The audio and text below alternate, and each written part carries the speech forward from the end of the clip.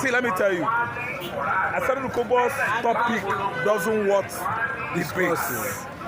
This man, I don't want to use any abusive word, but I always say that if I see an animal that grunts, Grunts, I call that animal a pig.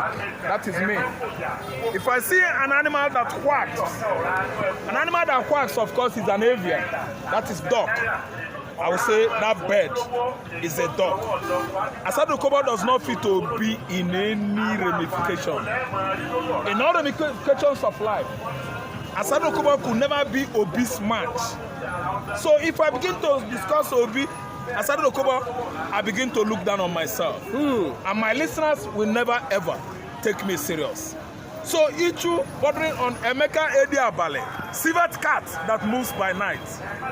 I have explained the meaning of Ediabale to people.